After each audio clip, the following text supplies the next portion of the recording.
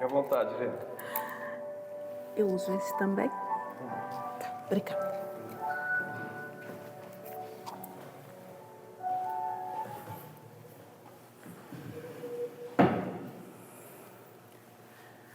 Boa noite.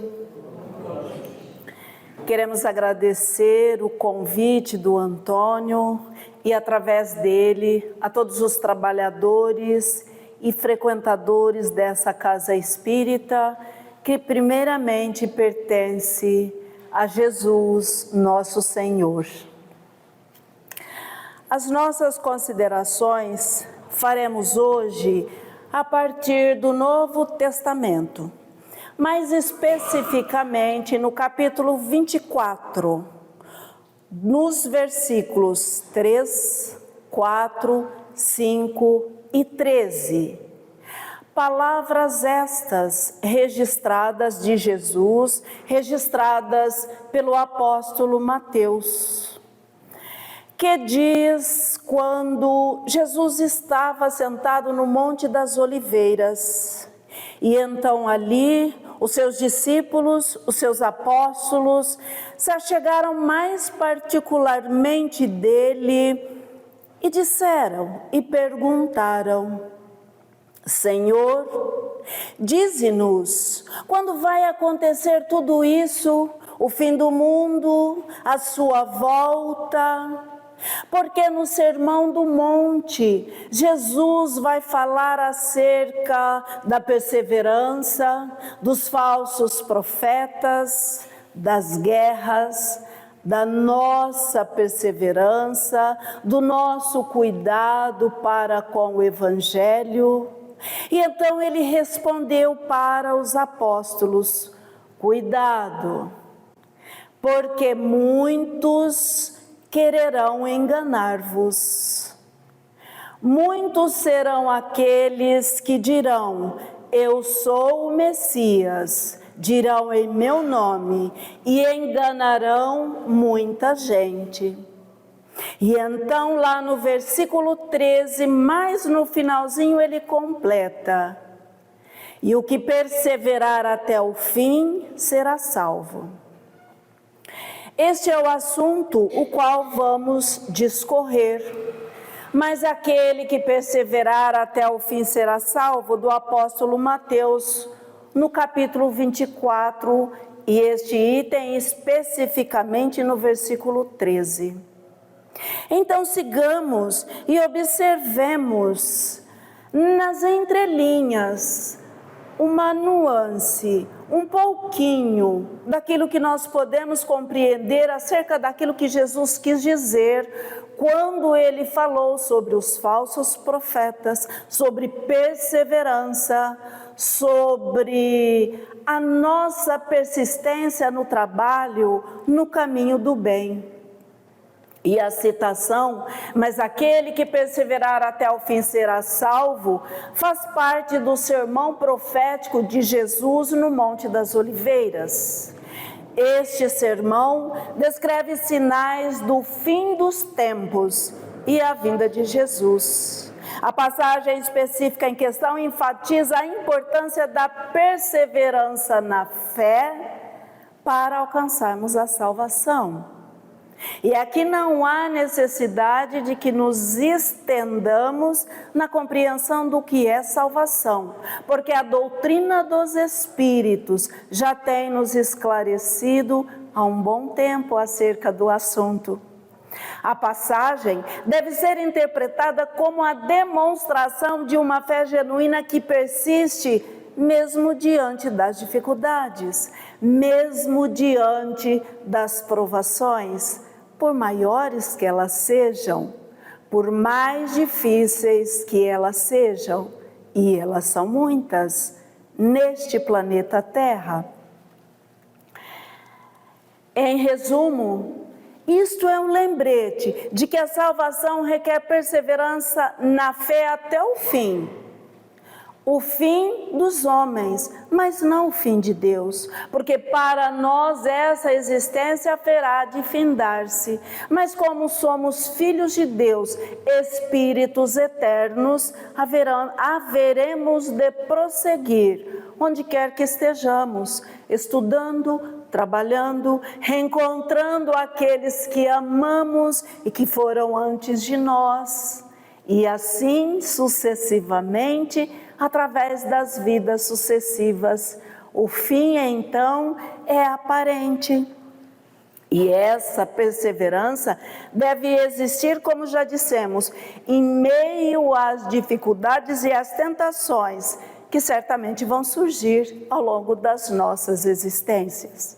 Mas vamos à palavra perseverança, que dá o tom das nossas considerações. O que quer dizer? Então vamos lá na origem da palavra. E segundo estudiosos, quer dizer totalmente severo, aquilo que é sério. Ou seja, perseverar totalmente, sempre com seriedade. Com seriedade. Qualidade daquele que persiste, daquele que não desiste, tem um objetivo e segue adiante. Constância nas suas ações, todos os dias, no mesmo horário, as mesmas atividades, por mais enfadonhas pareçam, vai dizer irmão José logo em seguida. A pessoa que é perseverante, ela não desiste, mesmo diante das dificuldades. E o Senhor já dizia isso no sermão, que acabamos de observar, uma parte pequenina.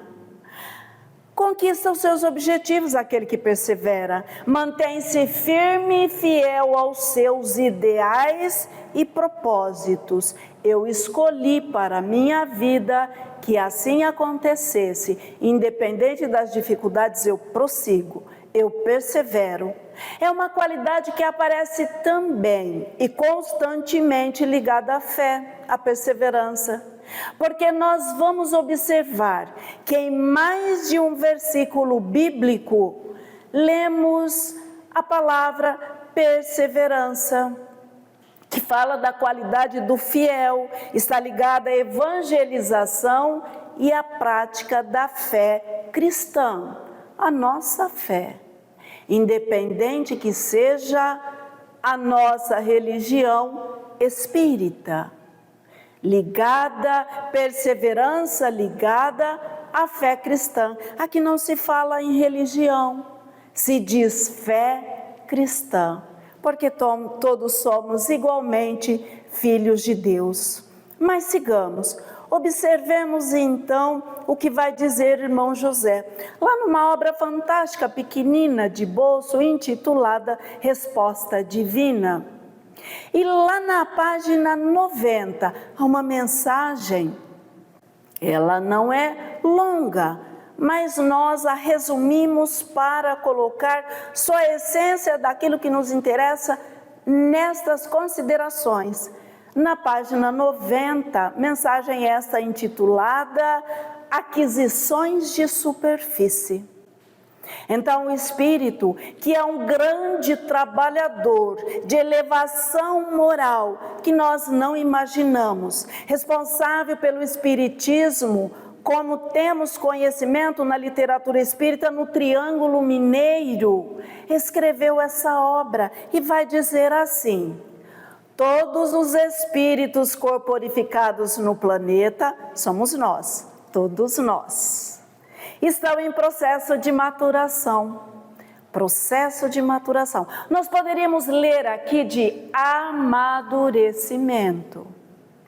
Mas vamos deixar como colocou o Espírito irmão José. Processo de maturação. Para que no futuro, no porvir, sejamos chamados ao desempenho de tarefas de maior responsabilidade junto à coletividade humana. Nas entrelinhas, o que é que nós lemos? Vidas sucessivas, nós estamos aqui, vamos partir, vamos retornar, vamos e voltamos sucessivas vezes. Para quê? Para nossa alegria, para o nosso contentamento ou tristeza nossa dos outros? Não absolutamente, para que aprendamos. para que através da perseverança, nesse processo de maturação, estejamos preparados para estender a mão àqueles que ficaram na retaguarda, para aqueles que precisam mais do que nós. E olha que eles são muitos, muitos. Às vezes achamos que a nossa situação é difícil, que nós estamos numa situação complicada, mas se observarmos ao nosso entorno, vamos ver que há criaturas desejando auxílio, desejando cuidados, desejando atenção. Então, o processo de maturação, como disse o irmão José, é para que nós fiquemos mais afiadinhos, melhores, para ajudar aqueles que estão na retaguarda. Porque tem muitos, milhares, adiante para nos auxiliarem também. Então, o irmão José prossegue a dizer, assim, e ele vai dizer como é que se dá esse processo de maturação. A repetição de atividades no campo moral e intelectual da existência que te enfadonha, que te cansa, que te desanima, faz indispensável para que o teu espírito possa criar novos hábitos que se sobreponham aos antigos. Leiamos aqui neste parágrafo o homem velho que precisa ser abandonado, o homem novo surgindo a partir desse processo de maturação. Irmão José vai dizer, a repetição de atividades no campo moral e intelectual. Se nós quisermos, nós podemos separar, embora para Deus não haja separação.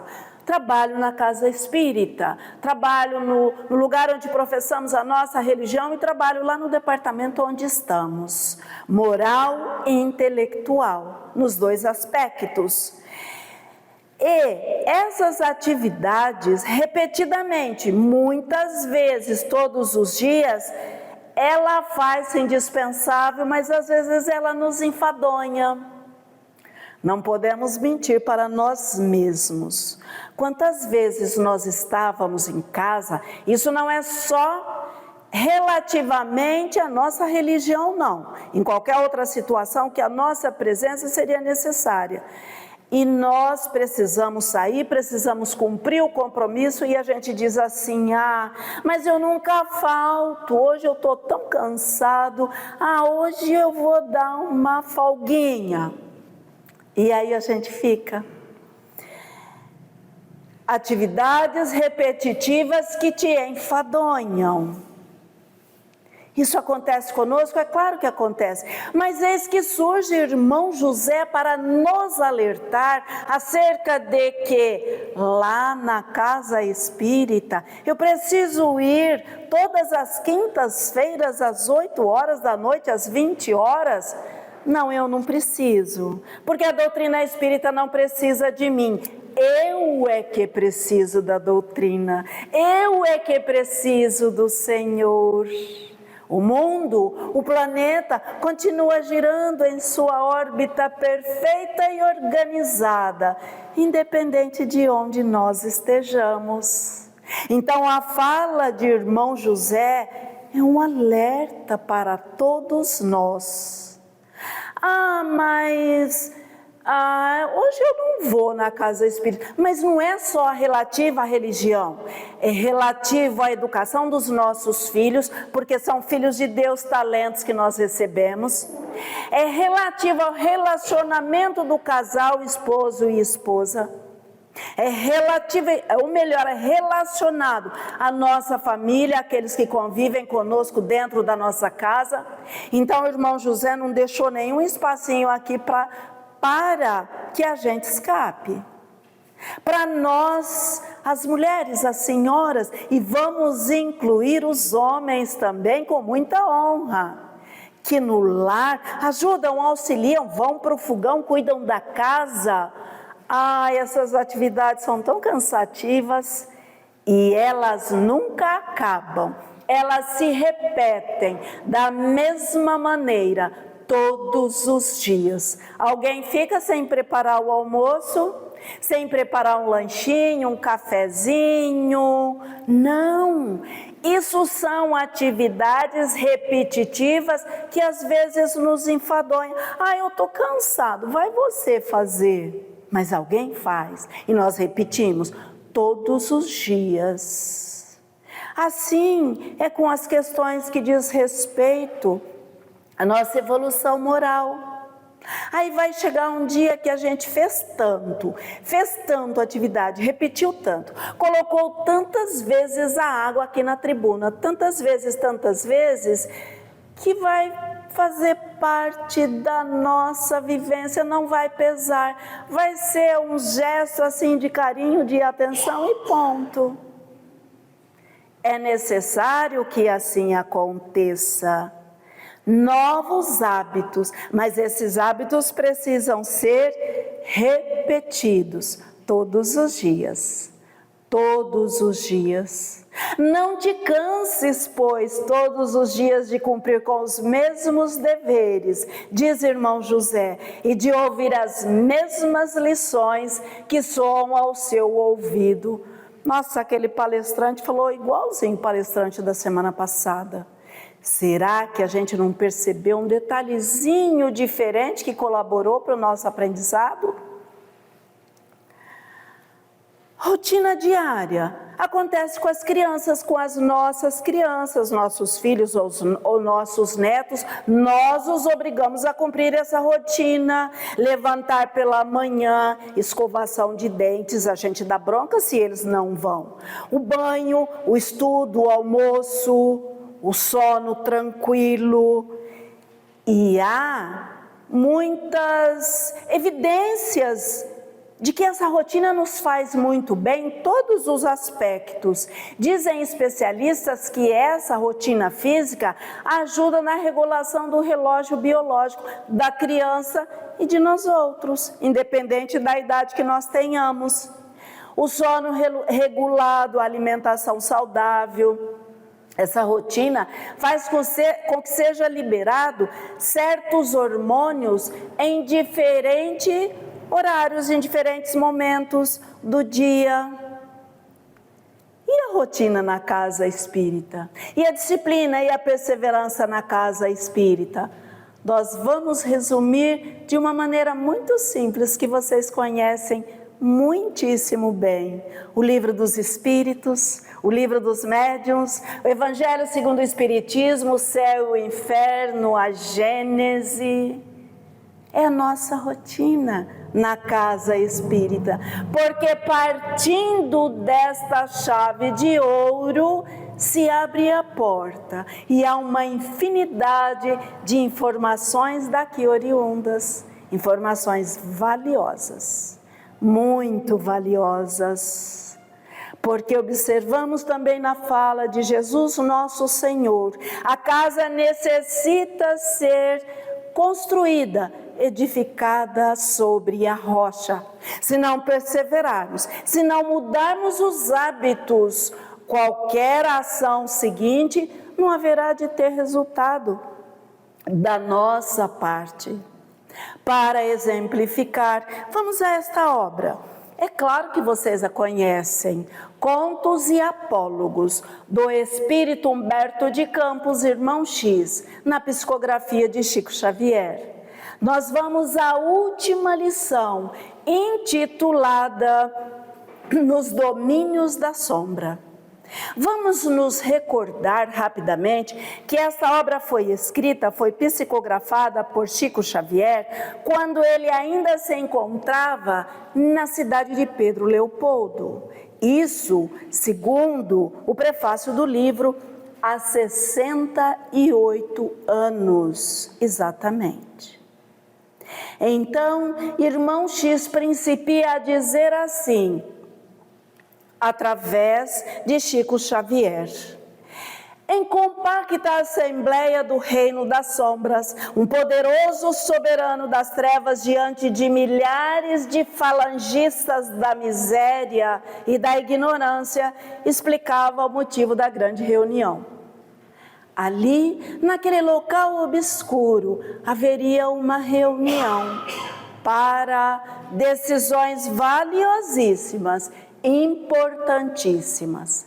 Vamos observar aqui nas entrelinhas a perseverança de espíritos equivocados, a disciplina no cumprimento dos seus deveres. Por que é que nós não podemos fazer assim também? Mas sigamos. Então, aqui vamos observar o argumento do responsável pelo grupo, naquela reunião onde uma quantidade muito grande de espíritos equivocados tentavam atender o chefe que presidia a reunião. Mas ele tem argumentos poderosíssimos. Então ele começa a dizer assim: o Espiritismo com Jesus, aclarando a mente humana, prejudica os planos infernais. Olha, não sei se agora, há 100 anos, mas nós incomodamos e muito, porque este chefe dessa horda de filhos de Deus equivocados está se dirigindo diretamente aos espíritas, aqueles que professam a religião espírita. E ele prossegue, ele tem um outro argumento, ele está muito chateado, porque ele diz assim: em toda a parte da terra, as criaturas, que somos nós, e aqueles que nós influenciamos para o bem, começavam a raciocinar menos superficialmente. Quando foi que nós paramos de raciocinar mais profundamente? Paramos? Olha o perigo. Indagavam, diz ele, com segurança quanto aos enigmas do sofrimento e da morte e aprendiam, sem maior dificuldade, as lições da justiça divina. Ele diz que nós fazíamos isso. Aí nós paramos para observar o painel do mundo. Onde é a justiça? Mas sigamos. Diz ele, compreendiam, ele está falando dos espíritas, compreendiam sem cadeias dogmáticas os ensinamentos do Evangelho, oravam com fervor. Paramos de orar? Será? Os ensinamentos do Evangelho, aqui na casa, na nossa casa, em outras casas, é a fonte de inspiração para nossa perseverança? Pior, ele dizia assim, eles, os espíritas, meditavam na reencarnação e passavam a interpretar com mais inteligência os deveres que lhe cabiam no planeta. Não somos nós que estamos dizendo, é Chico Xavier, e vindo de Chico Xavier, não é possível qualquer equívoco, absolutamente. Muita gente entregava-se aos livros nobres. Vocês observaram que os clubes do livro espírita fecharam, desapareceram? Não tem mais clube do livro espírita. É muito raro observar aqui na nossa região um clube do livro espírita atuante. Onde estão os livros? Cadê os livros espíritas?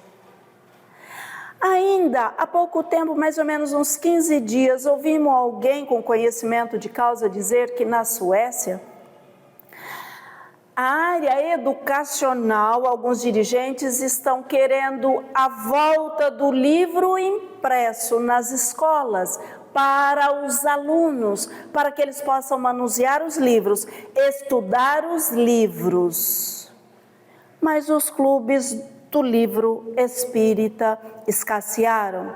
A caridade, que agora tem nome de assistencialismo, e a maioria dessas atividades estão fechando as portas, não dão mais conta dos encargos e das exigências do governo, das autoridades competentes, em quais nós votamos e confiamos o nosso voto. As casas espíritas não têm dinheiro no caixa, não têm dinheiro sobrando para fazer graça, sobrevivem de atividades específicas como venda de alimentos e outras questões para a sustentação da casa espírita. E a compaixão, dizia o chefe, iluminando a paisagem social do mundo. Isso acontecia, diz ele, e nós observamos com tanta tristeza as guerras, ceifando vida de milhares de filhos de Deus, independente da idade. Quando foi que nós paramos de fazer isso? Paramos de exercitar a caridade, a compaixão, iluminando a paisagem social do mundo ou aqui do nosso entorno. E por isso, diz o chefe, todas as atividades da sombra surgiam ameaçadas. Surgiam, então é passado. Que fazer para conjurar o perigo? Ele queria auxílio dos seus subalternos. A nossa empreitada para acabar com a doutrina espírita está fracassando. Nós precisamos de trabalhadores mais empenhados. Nós corremos perigo de desaparecer. O que é que nós vamos fazer? Ele pediu auxílio para essa turma. Pediu para que esses seus assessores apresentassem sugestões. E depois de algum tempo, mais um tempo muito curto de expectativa, ergueu-se o comandante da legião da incredulidade, aquele que chefiava a turma de filhos de Deus equivocados que não acreditavam em nada. Então ele sugeriu o seguinte para o chefe: procuremos veicular a crença de que Deus não existe, para essa turma do espiritismo aí, e de que as criaturas viventes estão entregues às forças cruéis e fatais da natureza. Não estamos? É claro que não estamos. Deus é nosso Pai. Mas foi o que ele sugeriu, esse chefe.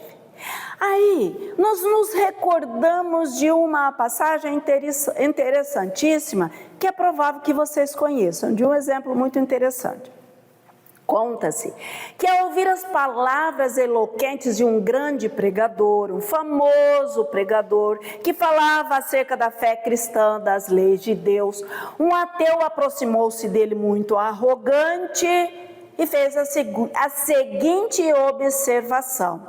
O ateu dizendo para o pregador que falava acerca das leis de Deus: o sermão que o Senhor acaba de proferir contém, a meu ver, dizia o incrédulo, argumentos que eu poderia rebater facilmente. Venho desafiá-lo, portanto, para uma discussão em público sobre os diversos pontos de doutrina e religião. Aquele homem ateu, incrédulo, dizia ao pregador. O pregador respondeu: aceito o seu desafio, mas tenho uma imposição a fazer. Uma condição eu imponho, que o senhor ateu apresente-me como vou apresentar-lhe 100 pessoas. Eu me comprometo, disse o pregador, a apresentar 100 pessoas de diferentes classes sociais que foram salvas do mau caminho, segundo poderão provar, as pessoas poderão provar que elas foram salvas do mau caminho e arrancadas do vício e do pecado pela fé cristã. Até então, e na sequência, ninguém fala de religião. E disse em seguida: mas o senhor que é incrédulo, que é ateu, será também obrigado a fazer-se acompanhar, não de 100 pessoas, não de 100, somente 10 pessoas, que pelos ensinamentos ateístas, por serem incrédulos, que não acreditam em Deus, tenham sido afastados da vida pecaminosa e do crime. O ateu não pôde aceitar a condição imposta pelo adversário. Absolutamente. Não lhe seria possível descobrir uma única pessoa que o ateísmo tivesse levado ao caminho do bem e da virtude. Não há, é impossível. Mesmo ele está coberto pela bondade divina. Então, este argumento daquele chefe era impossível. Ele não poderia usar o argumento da incredulidade, porque o que ele queria é que a incredulidade fosse aplicada com mais veemência a nós, aos filhos de Deus na terra. Procuremos então veicular a crença de que Deus não existe. Essa não funcionou. Esse argumento caiu por terra, como acabamos de observar. Faz tempo que caiu por terra. A crença em Deus é indiscutível, independente da religião. A crença na existência de um Pai de bondade infinita é indiscutível. Então o chefe disse assim, mas o argumento não serve. Não serve. Quanto mais avança nos trilhos da inteligência, ele está falando de nós, mais reconhece o homem a paternidade de Deus, sendo atraído inelutavelmente para a fé ardente e pura. Olha, levantou-se, no entanto, que esses argumentos caíram por terra, o orientador das legiões da vaidade. Então ele opinou da seguinte maneira: vamos fazer assim, chefe, a gente espalha a notícia de que Jesus nada tem a ver com o espiritismo. Vocês têm ouvido falar que querem tirar Jesus do evangelho, da doutrina espírita? Tá. E mais, vamos dizer que as manifestações, aqui o chefe da horda da vaidade, que as manifestações dos desencarnados, os espíritos, se resumem num caso de fisiologia para as conclusões da ciência. Isso é somente ciência, desnorteando os profitentes da renovadora doutrina. Faremos com que gozem a vida no mundo. Eu sou médium, eu vou na casa só no dia que tem atividade de reunião mediúnica. Os outros dias eu não tenho necessidade de... o evangelho, eu conheço, o livro dos espíritos, eu já conheço, não preciso ir. Eu nem sei se tem espírito mesmo que se comunica através de mim, às vezes eu tenho dúvida. É disso que ele está falando. Que gozem a vida como melhor lhe aprouver ou lhe pareça, sem qualquer obrigação para com o evangelho, e assim serão colhidos no túmulo com as mesmas lacunas morais que trouxeram do berço. Será que existe vida depois da vida? Faz um tempo já, mais ou menos uns 5 anos, desencarnou na nossa cidade um profitente espírita, mas de realização de atividades na casa. E ele falou-nos que ele tinha dúvida de que existia mesmo a vida depois da vida. Será? A gente trabalha, faz as coisas, mas será que existe mesmo alguma coisa do outro lado? Não é nem do outro lado, é este lado, é aqui, é agora, é a continuação. Mas o rei das sombras anuiu complacente, interferindo na fala daquele chefe, e disse: sim, essa ilusão já foi muito importante, né? Fazer com que eles não acreditem na comunicação dos espíritos. Contudo, há milhares de pessoas despertando para a verdade na certeza de que as portas do sepulcro não se abririam para os vivos da terra sem a intervenção de Jesus. Ponto. Ele não tem mais como argumentar. Absolutamente.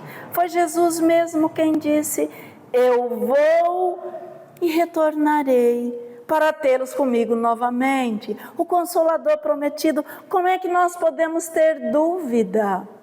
Não podemos, acerca da vida depois da vida.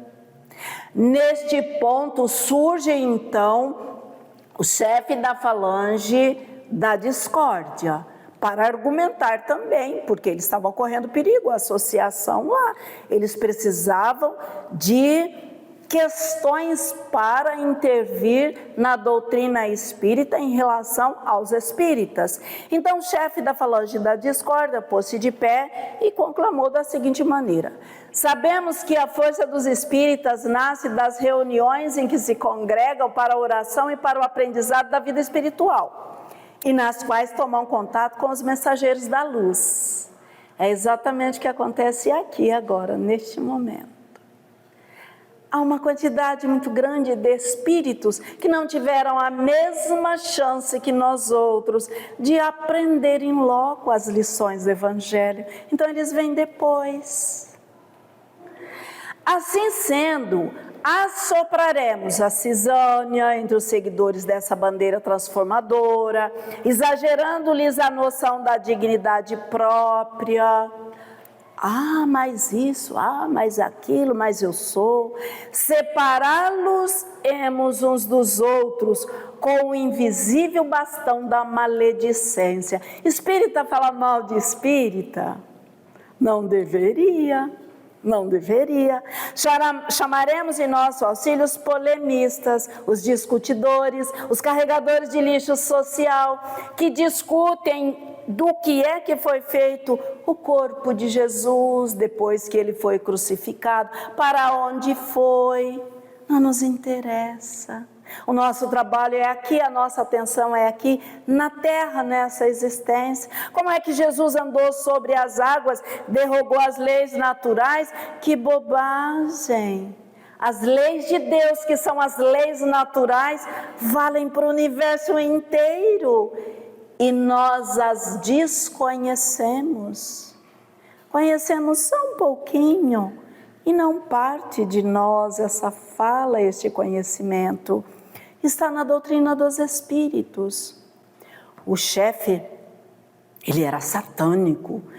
No entanto, todavia ele considerou. Isso é medida louvável, isso é bom, isso é bacana. Contudo, necessitamos de providência de efeito mais profundo. Aquela turma lá é difícil de ser enganada, porque sempre aparece um dia em que as brigas e os desacordos terminam com o remédio da humildade, com o socorro da oração. Somos nós, ele está falando de nós. Que não vai ter cisânia nas reuniões, que não vamos falar mal um dos outros, ele está afirmando isso, que chega esse dia que a gente se entende, a gente conversa, ouve o outro, se deixa ser ouvido, e então as coisas se acalmam, isso é maravilhoso. Mas a essa altura, eis que ergueu-se o condutor das falanges da desordem, que ponderou da seguinte maneira: os fiscais do próximo e os examinadores de consciências alheias, chamaremos-nos para que os seus templos se povoem de feridas e mágoas incuráveis. Pelo que nós estudamos e que vocês estudam, nós observamos que a mágoa é uma doença gravíssima, capaz de acabar com a nossa reencarnação. Ela não pode existir. E assim os irmãos em Cristo saberão detestar-se uns aos outros com um sorriso nos lábios, inutilizando-se para as obras do bem.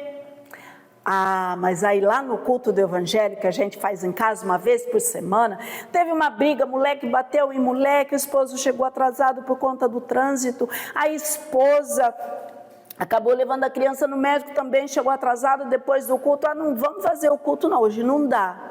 Pois é exatamente aí que nós precisamos fazer. Não importa que estejamos com o bico que chega lá na parede, que estejamos tristes, chateados, magoados, preocupados, sentemos-nos no lugar de costume, com a água no copo, leiamos o Evangelho, o texto, falemos um pouquinho acerca das leis de Deus.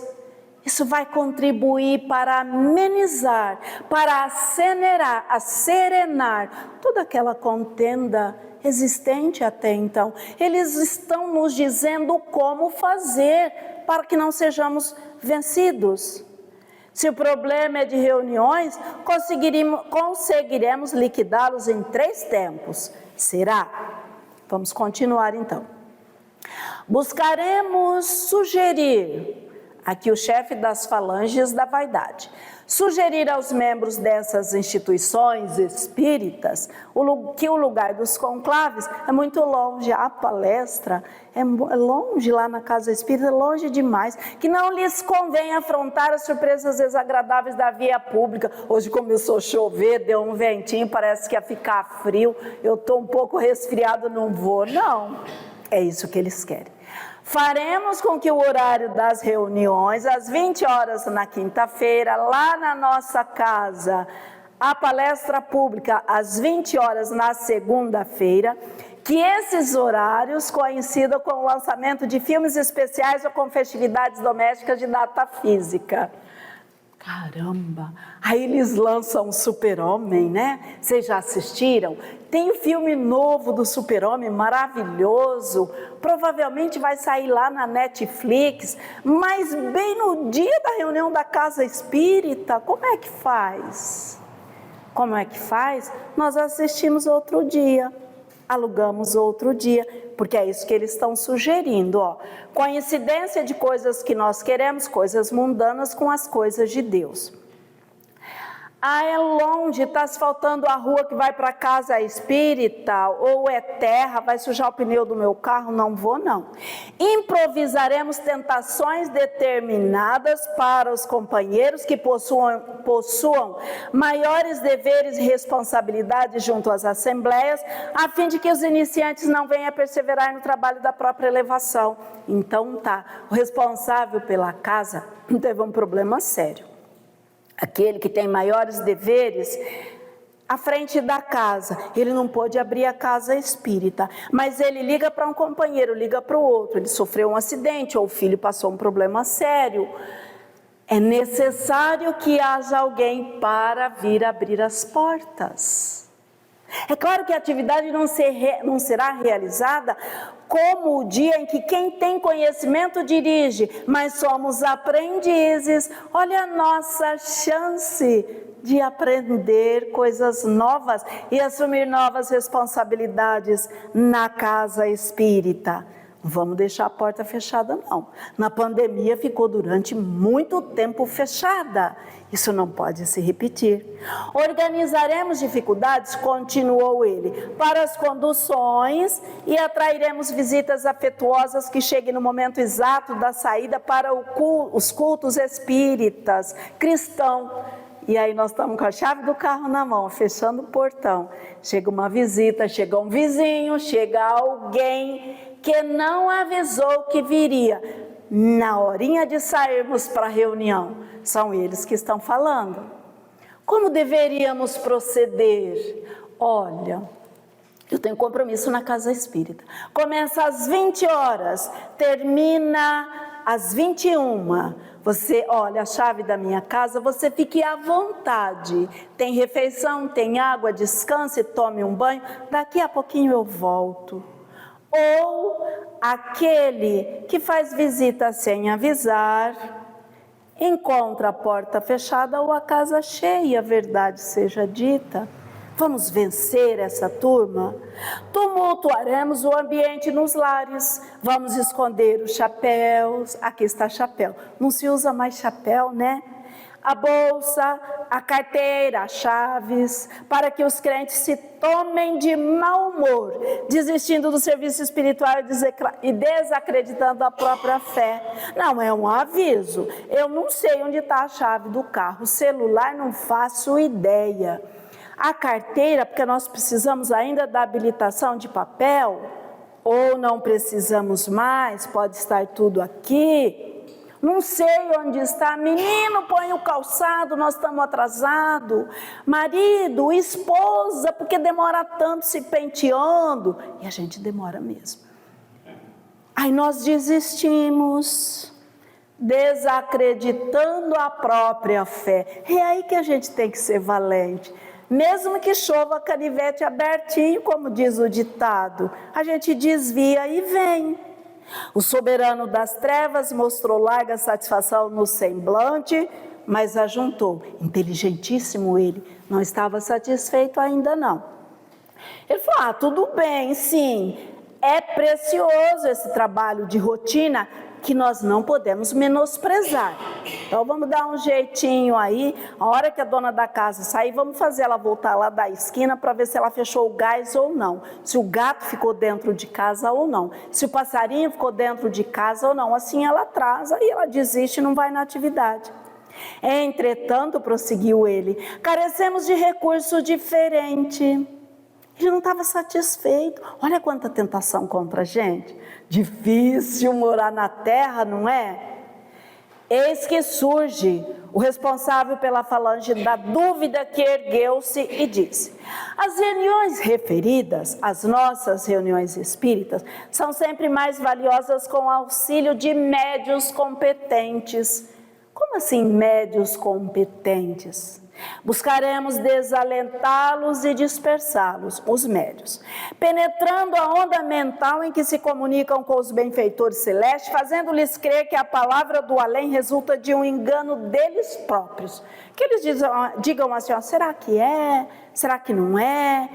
Obrigando-os a se sentirem mentirosos, palhaços, embusteiros, mistificadores, sem qualquer confiança em si mesmos, para que as assembleias se vejam incapazes e desmoralizadas. Difícil, não? E aqui vamos a uma obra valiosíssima de Chico Xavier, também escrita no ano de 2007. O Médium já havia desencarnado. É uma obra intitulada Chico Xavier Responde. Foram feitas perguntas a ele através do médium Dr. Carlos Bacelli, que é um trabalhador seríssimo na seara do Cristo.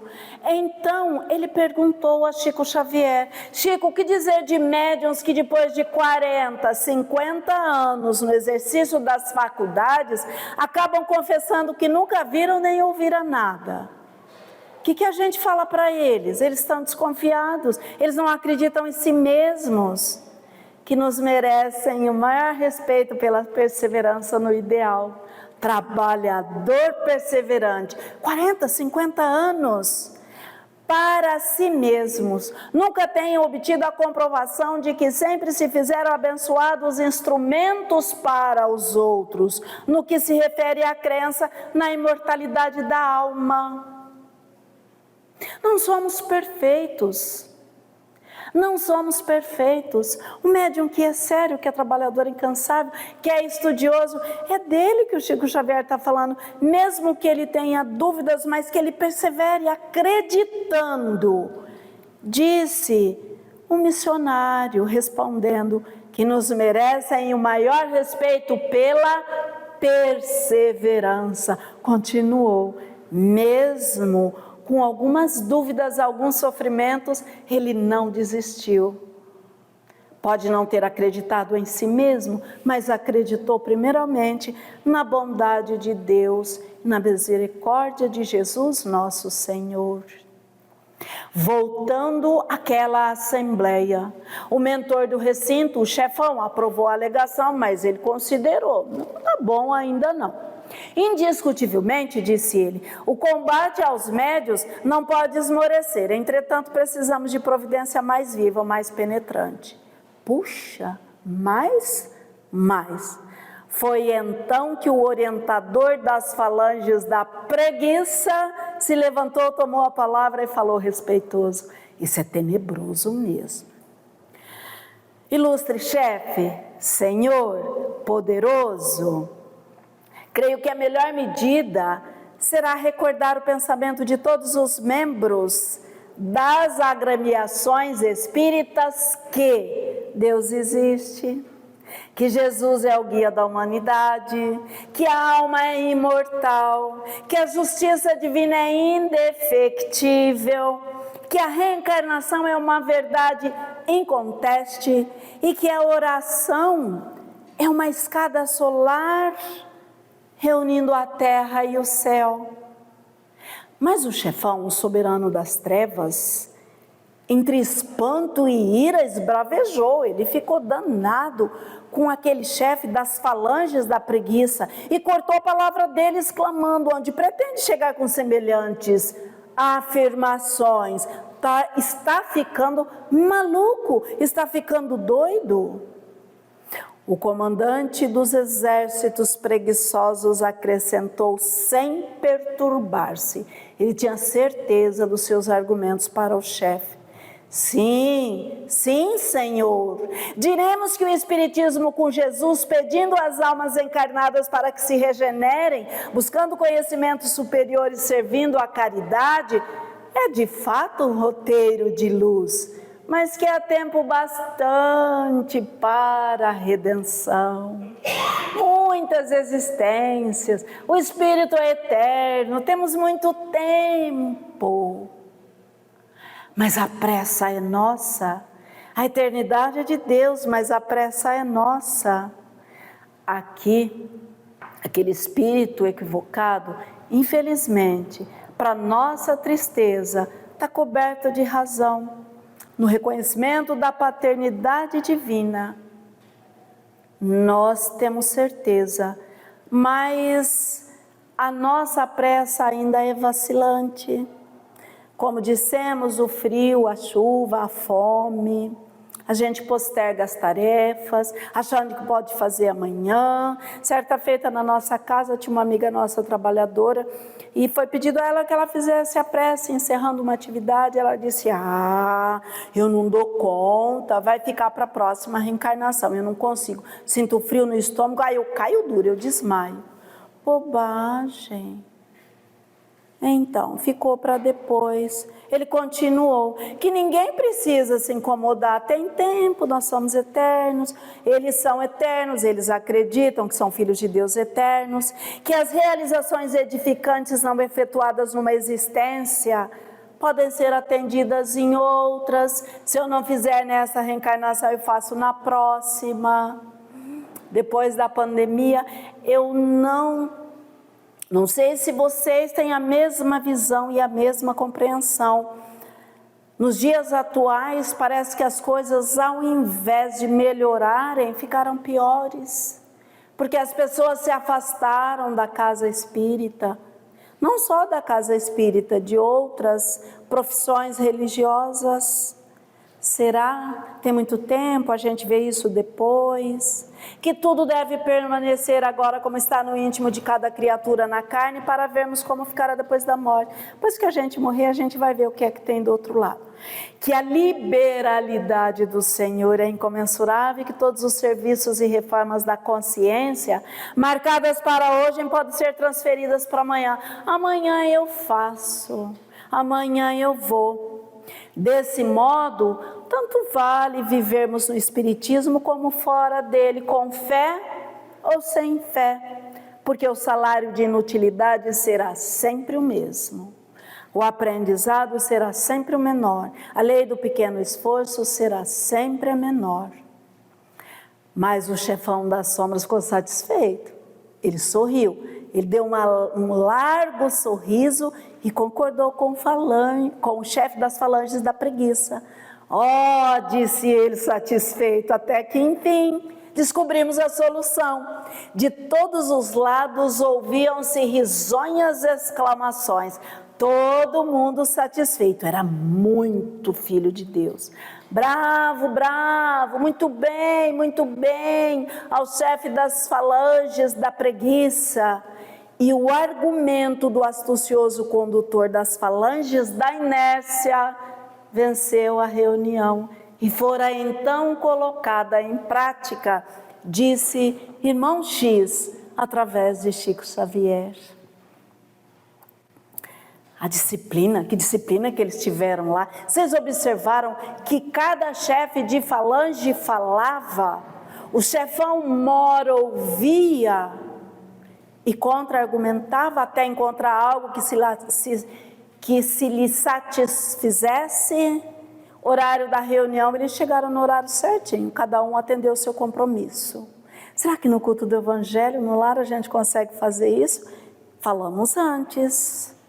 Lá em nosso lar, existe disciplina e comprometimento. Há uma parte em que André Luiz, depois de ter se recuperado da primeira fase difícil que ele viveu, ele recebeu um documento como uma autorização para ingressar nos outros espaços de nosso lar.